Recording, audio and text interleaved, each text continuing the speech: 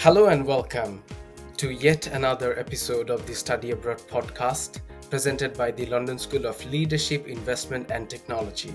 I'm your host, Nafis Alam. In this platform, we bring professionals, academics, recent graduates, and lifelong learners. In this episode, we bring a special guest from my alma mater, Queen Mary University of London. She's acting as an associate researcher. She's also a lecturer in the Scholar School system. Over the years, she has published over half a dozen of publications that made her a true scholar. Let's hear the story of Faiza Raza by herself. Hello, Faiza. Welcome to this show. Hi, Nafis. How are you? Thank you so much for such an informative introduction. And it's a pleasure to be All right. here. Well, thanks for giving us the time and take the time to talk to our learners. I'm sure that we will gather a lot of insightful things from your career and your journey.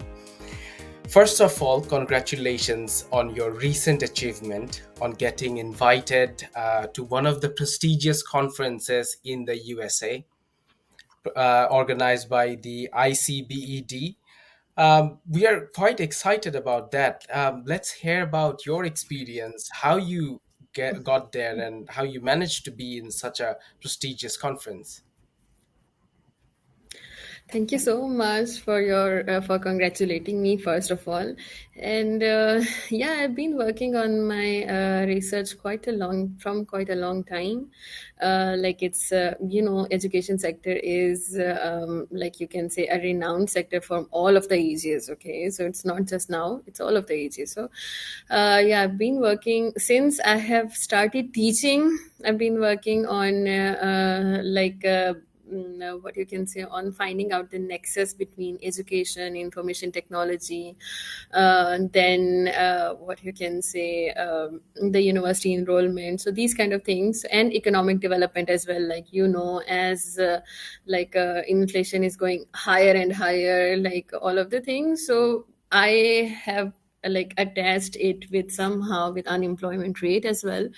So in developing countries, I've taken like almost 12 of the developing countries, and then I have done my research on that. And yeah, it was quite interesting research. That's how I've been selected. I've just sent my research paper to there, and they have selected it with minor revisions, and then later on they have called me as a keynote speaker in their conference. Faiza, you wear many hats, and I believe each and every role that you are conducting is quite crucial. You are a researcher, you're a teacher's assistant, and also you are a lecturer at the Scholar School system. What are the things that you do at your school, and what are the responsibilities you're currently holding at your school? Okay, I'm a business and finance lecturer at my scholar school system in the London campus. I'm teaching, I'm grading, I'm like basically contributing in making the curriculum, like curriculum development. Then I am a quality control officer for teaching and learning in my school as well. Also, we are helping here, like being a teacher, I am helping here for the interview processes, for the admissions as well. And yeah, so many things we are doing Right. here. We are helping the students. Yeah, basically I want to tell about our school. Like it's scholar school system is basically aims to provide high quality education and foster holistic development among students. Basically its mission is to empower students to reach their full potential academically, socially and emotionally. Also, the vision is to be a leading educational institution known for excellence and innovation. So we provide like education to those students who comes from a long study long study gap. Okay, and yeah, we do motivate them to study, and we help them for their any kind of technical issues if they can't be able to learn So we need to make, like, we are here for making their learning process better. So I yeah. think this is absolutely the key for lifelong learners, and I can agree with you that in our London School of Leadership we also promote same kind of ethos. Like it's a part of learning process. You need to learn throughout your lifetime. There's no age limit for your learning, and we always promote the lifelong learning, the teaching and change management, and the career accelerator programs. You are a lecturer, and you also manage to get your publications out every now and then. What really inspired you to come into the world of learning and teaching? Well, basically, my teachers, they inspired me. Also, my parents, like, they were not too much educated, but still, they have made us to learn. Like, I am the only one who has done PhD in my whole family. Like, I have a huge, huge family from my maternals and from my paternals as well. But yeah, I am the only one who has done PhD, who has been in the university, like, and who has been in the UK from my whole universities, from my whole family. So yeah, it's the struggle of my parents, and then my teachers. I've got very good teachers, very inspiring teachers who inspired me to become a teacher, to become a researcher as well. Like, all of the time, my mother, it has been indulged into me that you need to be an observer. Okay, so it started with your, with your upbringing, that how you are brought up. So it's like, for me, it's like my bringing up is like that way, that I am a very good observer from start, from very childhood. So then, after my when my teachers inspired me to become an educator, then there was a thirst of knowledge, like, that I need to know what is going on. I need to know that, okay, if there is a problem, how there is a problem, why there is a problem, and how it can be resolved. Okay, so yeah. Yeah, I'm sure it feels good to be the star of the family, like a super flex that I have the PhD, and now I have all the accolades that you people don't have. So I'm sure how does it feel? And obviously, your teachers and the surroundings, your parents and your peers really inspired you to get into this field, and this is what landed you today where you are. So that's quite Yeah. inspiring. So Faiza, you're currently working in several projects. Also, back in Pakistan, you had your PhD on Islamic banking and finance. What really motivated to get your research started into this field of work? What was the main idea behind choosing the topic that you chose? Okay, so, well, I want to go back a little, like, before my PhD, for that, for answering that question.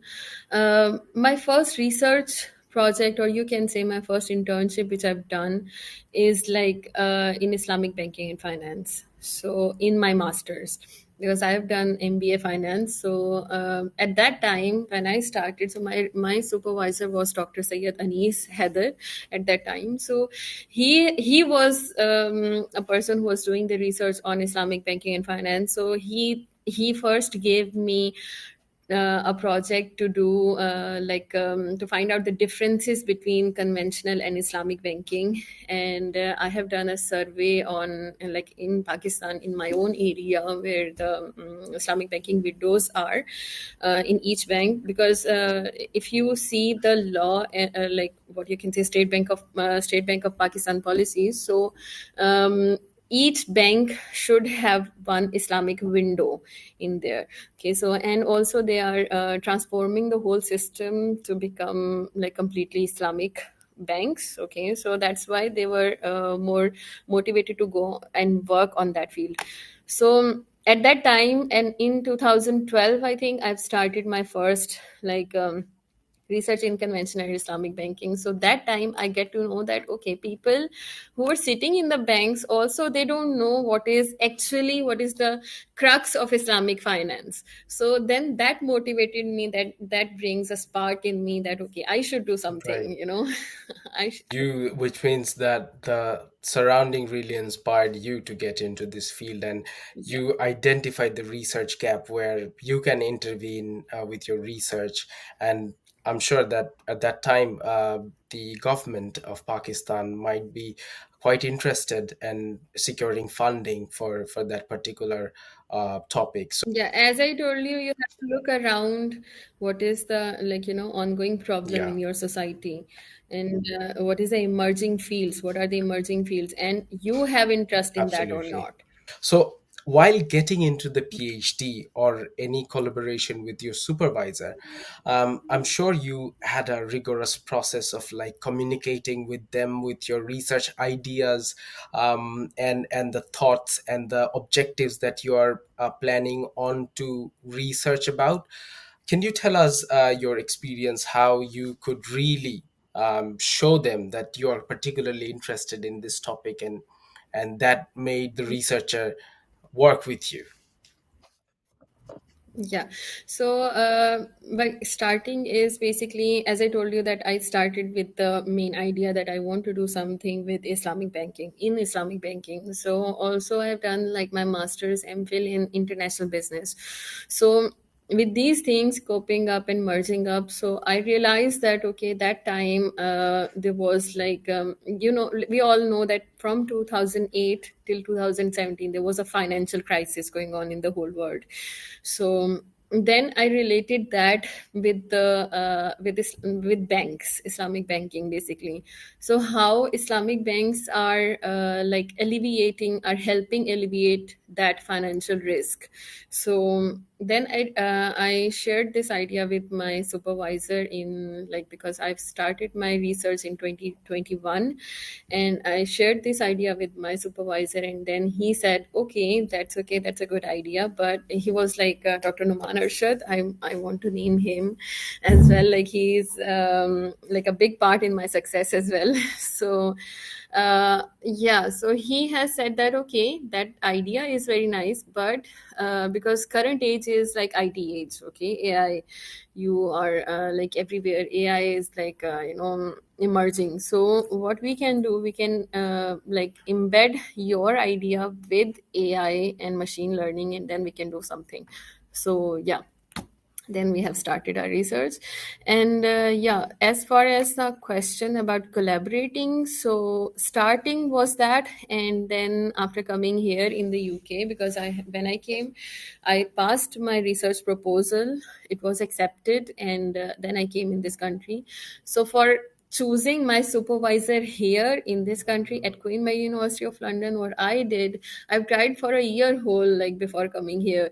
So I've searched with supervisors so many, but as you know, that Islamic banking is not a field which is so so what you can say, so dense. It's not actually. So that's why it took me so long to find proper and relevant supervisor. So what I did then, I just left with that side that okay, if it is not in Islamic banking field, still we can go to econometrics. Okay, we can go to machine learning thing. Okay, so because I was not aware of machine learning things so much at that time, as you know that most of the students with, especially with business background, they are not aware of how to use unsupervised data, unsupervised machine learning in these things. So I find out then supervisor who's like Dr. Harun Mumtaz, who is from Queen Mary University of London, who is actually from econometrics background, and I sent him my research proposal. I have written like an impressive cover letter, I must say, and then he got inspired and he said, "Okay, I can accept you, and you can come." And then we worked a lot, and yeah, Right. I've completed my thesis with the help Okay. of my like supervisor here in Yeah. QMUL and also in Yeah, I'm quite Pakistan. So yeah. interested to read your cover letter, what you have written to woo them. I'm sure it must be quite holistic and collected. piece of information that you have shared. Okay. And also, from this conversation, I could realize that you just don't have to be strict about one of the topics. You have multiple topics. Even if you're in the first topic didn't work, you go for the second and you go for the third. So you have to give them an Yeah. option at what capacity they are willing to work with you. And if maybe they like the second one better than the first one, so you have to give them Yeah. a multi-dynamic view of your research. You can Yeah, actually, you can categorize your research. Like, it's not about, okay, I have done risk management, then I have done, like, within the risk management, I have used macroeconomic variables as well. Okay, so you can see, like, okay, one area is finance, one area is banking, one area is macroeconomics. So it means that it Yeah, comes economics as well. Then one area is machine learning. So this is the right, whole topic. This is a whole thesis, but I have categorized it. Okay, in one area, maybe I can right. find someone. So Okay, yeah, so yeah, I the search for that. research is all about narrowing down to a niche that you Yeah, really have your concentration. So coming from a broad topic, you're narrowing it down. So it might be into different domain, but they have to get their niche and conduct and communicate with their supervisor. yeah, And I mean, absolutely, this is the case where when we talk about other PhD students, they have also explained the similar kind of thoughts with us. Also, Faiza, I just really, since you mentioned about the machine learning, the supervised learning, and the unsupervised learning that you integrated in your research, uh, since you're from the business school and you didn't have a prior background in the CAC, so while you integrated the technology or the machine learning into your research, what are the complications you faced while doing your research? Do you think it's like is it quite difficult for people to conduct a research integrating machine learning? actually, it's not difficult, but it can Okay. be challenging. Okay, there are two different things. So, difficult means like challenging means like you have to learn, because as I told you, I was not from that background. Okay, so I don't know stata, I don't know R, I don't know these things. So then, with the help of my supervisor, I learned a lot. I learned a Was lot. there So any he lecture? Was there any taught modules for the PhD? like, because with QMUL and also with my supervisor in Pakistan, we had every weekly meetings. Okay, either they can be like with him at like Queen Mary University of London. We were meeting each week on campus, with my supervisor online. So in Pakistan, we were meeting online on Zoom, like every each week or every after 2 weeks.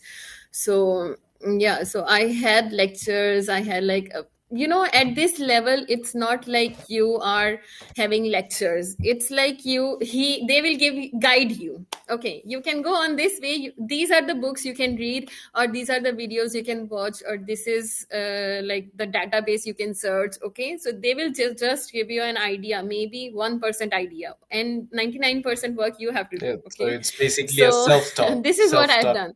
things that you've Yeah, learned. Yeah, it's like self-taught things with right. the guidance, with the proper guidance. Okay, because it's a whole, you can say it's a whole basket of information. You have to find something from that basket, so that piece of information, your supervisor tell you that, okay, this there you can find, and then you have to do all of the work again. Absolutely, absolutely, yes. So And those things are pretty much self-motivated, and you had a hard yeah, time learning those things, maybe just to make your research more authentic, yeah, more just to give dynamic. you an Yes. idea, just to give you an idea, it took me like more or less 3 years just for the data collection and processing and analyzing the data, because before coming here I have completed 2 chapters of my my thesis, and the rest of 3 chapters I have written within three Wow, years that's So yeah, amazing. it's Yeah, challenging, passion and yeah. everything. With passion I have achieved this Yes, I can finally. imagine the qualitative research that you have been involved.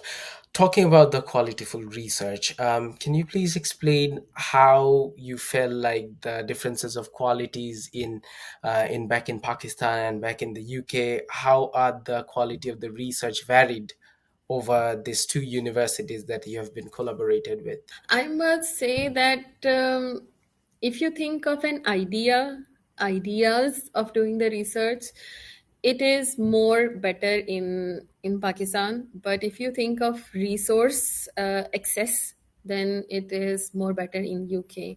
Because when I was in Pakistan, it's like for accessing the data, like databases like Statista, like Icon, because I have collected my all data from Icon database and Statista.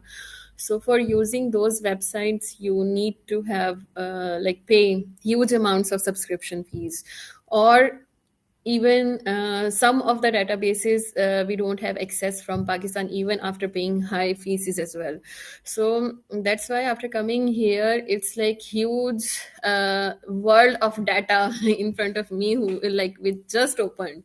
So now with my Queen Mary account, I can access anything, any journal article, anything. So it helped me a Right, lot with my research in any area, because now if you can see my research like publications and my conference paper, so this is all like outside my Islamic banking right. area.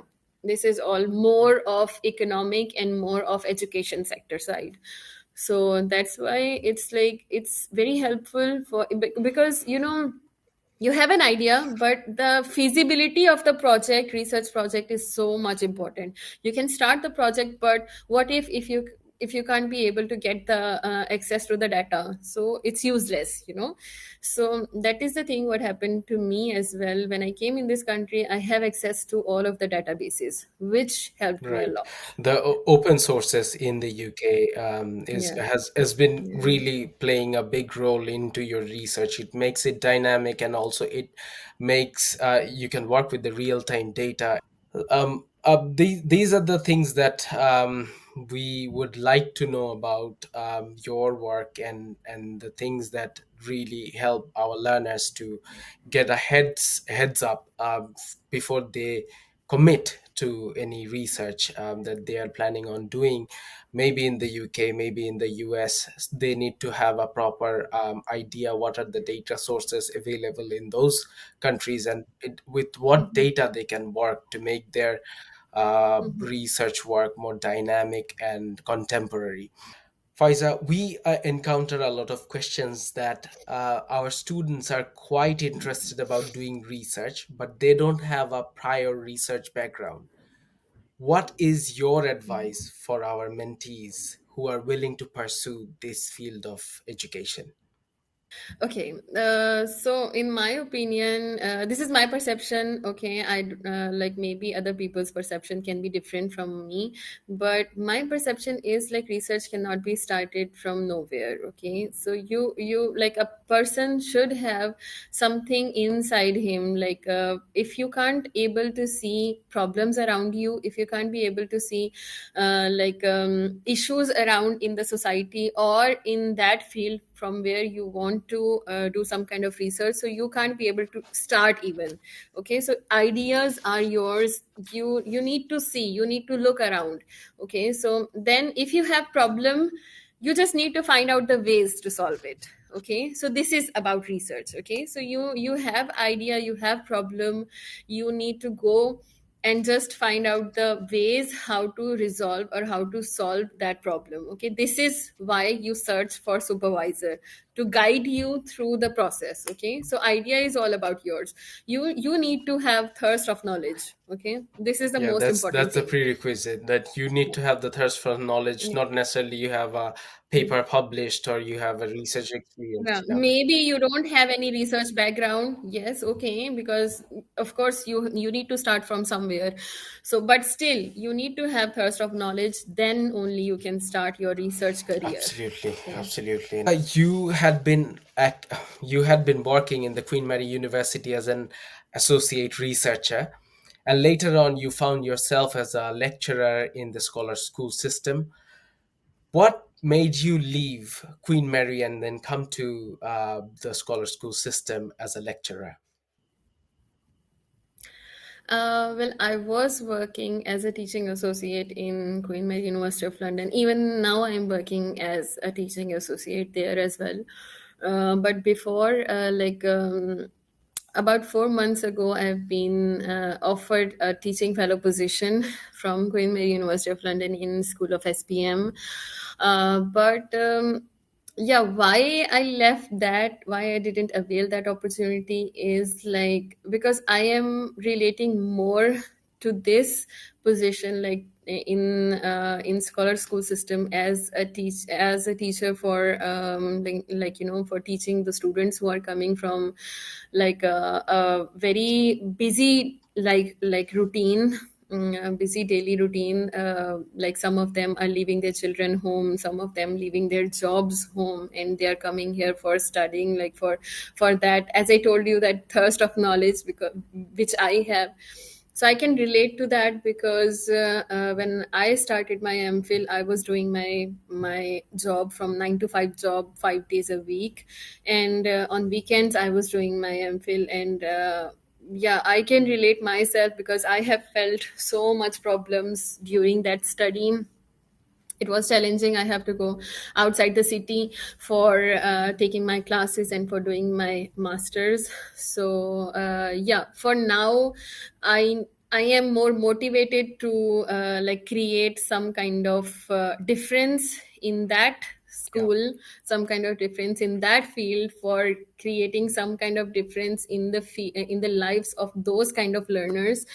Yeah, maybe later on I can do something else, but now I am more motivated to do Yes, that. yes. Yeah. It's because you are a passionate teacher and you believe that teaching and learning can help others to become, to grow as a person and help them to pursue their careers and get into the field of education. Thank you, Faiza, for sharing your experience and your journey. I'm sure our learners have a lot of questions towards you, and there are some questions we have already encountered, which is specially addressed to you. And I'm just gonna go through those questions, and I'm sure these are the common questions that our learners would love to hear from you. So, Faiza, the first question that we have is that one of our mentees wrote, I'm interested in pursuing a PhD, but I'm feeling overwhelmed by the research proposal stage. I'm confused about detail. What kind of detail should I write in my research proposal? Well, for writing the research proposal, because every institution, every university, every educational institution has their own some criteria, some requirements. So you should follow that. There is no limitation of, in my opinion, there is no limitation of research for specifically for research proposal. I don't think so. There is some kind of limitation how lengthy it should be or how detailed it should be. You need to clarify what is the gap, research gap, what is the purpose, what is the objective of doing the research, and how it should be feasible. Okay, this is these are the most important points you need to clarify in your research proposal. And yeah, you need to check your where you are targeting this research supervisor, or you are targeting some institution where you want to submit your research proposal. So you should check their details, like their Right, requirements. Yeah. absolutely. Thanks for answering that. The second question is, being a PhD student sounds fascinating but also demanding. Can you elaborate the typical work mode during your PhD program? Well, that question reminds me the whole struggle, the whole challenges I faced. But I delivered two babies during my PhD. So I got married during my PhD, and then I got different job, like first job from Queen Mary, and then second job from Scholar School System. So yeah, it was very difficult. But in my opinion, if you have passion, if you want to get time for something, for some for some work or for your passion, so you will ultimately get it. Okay, so it's just the management of the time. and with the support of the family, like family support is too much important. My mother and father was there for the whole 2 years for looking after my children. Okay, and that's how I got time for completing my PhD, for like working on the other things. But it doesn't mean that you need to neglect your children. You have to give time, because family time is the most precious time you can, like, this is the only thing you can have. So, but yeah, management, as far as talking about management, you need to manage by Right. yourself. Okay, it's like you can get Right, time for right. everything. Yeah, little support from the family can work like magic. So yes, Yeah, family is quite important for you to pursue your PhD. yeah. Yeah. Faiza, the third question is that I'm quite curious about banking and finance. Can you mention about some specific area within Islamic banking and finance that you think can be explored? Mhm. If I talk about my research project, so I have done the research in, like, I have taken the variable as Sharia risk, because I have taken four variables, like operational risk, then credit risk, liquidity risk, and rate of return risk, for creating like composite risk index through machine learning. So, but I have started with the Sharia risk as well instead of operational risk. But then after 2 years, I got to know that okay, this is not feasible for doing the research, because it was taking more time, because it is you can say a primary art a primary variable. So I must suggest that yes, you can take some kind of qualitative variables like Sharia risk, and you can do work on that Sharia risk, like how it is working in Islamic Right, banking. Yeah. right, absolutely. So, Faiza, our last question to you is from one of our mentee. He wrote that publishing in prestigious conferences is a dream for many researchers.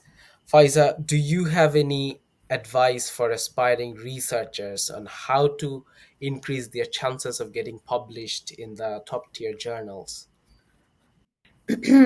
Well, for answering that question, I must say, like, for each research conference, there are some objectives for that conference. Okay, so before starting your research, like writing your research for a specific research conference, you need to check their objective. What is the objective of organizing that research conference? And then like, it's a broad areas, basically. It's not like there are some specific areas. There are broad areas, like for ICBED conference in USA, as like taking an example for that, it was like the area was economics, finance, or business. Okay, so I have selected a topic in education, then I linked that with like macroeconomic policies and unemployment and these things. So this is what, like, you need to like find out the problem in that specific area. Okay, and then you need to, like, first thing is, like, what is your like, what is your interest, okay, in that specific field. So yeah, just take out your interest, do something which is having actually some kind of novelty. Okay, so your research should have some kind of novelty, and then you can be selected. It's not difficult, but yes, you need to give time to your research. Absolutely, absolutely. Thank you very much, Faiza, for being here with us and sharing your insights about your career journey. Do you have any advices for our lifelong learners that you want to add?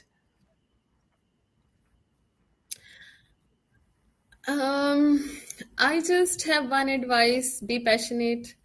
Don't listen to those people who are always there for pulling your legs. Okay, because that happens with me as well. That happens with, I think, every person around you. Okay, so there are some people, maybe for some reason, for maybe because of their negativity, maybe some reason, they are always there for pulling your legs. Okay, so don't listen to them, don't pay attention to them. People will say some negative things to you, ultimately in the end of the day. So don't listen to the negativity around you. Okay, don't pay attention. Always be passionate. Just think about yourself, what you want to do. I remember in my when I was doing an accounts officer job in my university in Pakistan. So my director said me one time that, okay, because I didn't want to transfer in some certain department. So my director said me that, okay, I don't want people like who don't want to work, okay, who are like lazy people. I don't want. Okay, so give me your like migration application and I will migrate you some to some other campus. So still after that I started my like doing my research. So always like think about your passion. Always be like focused on your dreams. Always be focused on your ultimate goals. Okay, don't listen to every don't listen to anyone around. And for those who want to learn something for their families, I must say, please support your children, support your wives, because my husband was so supportive to me. After my marriage, I came to UK alone, all alone, when I was pregnant, even 6 months. So please listen, please support your siblings, or support your partner, or like your children who want to do something, because now it's the age that like when I look around, children are not so much into the education in this in this whole scenario. So if your child wants to learn something, please support them, please support them. So this is so much important. So it's, this advice is not just for the learners, this advice is for the people around them as well. Right, right, Yeah. right. I'm sure our learners will get a grasp of the ideas that you shared and the inspirational talk that you have advised them, and they are going to reflect it on their career and their learning journey. Thank you, Faiza. We wish you from the London School of Leadership all the very best for your future endeavors, and thanks for joining this podcast today. Thank you so much for inviting me. Thank you. To all the watchers, listeners, and the lifelong learners, thank you for tuning in into the another episode of the Study Abroad podcast. If you have any queries, write us to support@lslead.com, or simply leave your queries in the comment box. Until next time, stay safe, stay curious, and keep exploring the world around you. Goodbye and talk to you soon.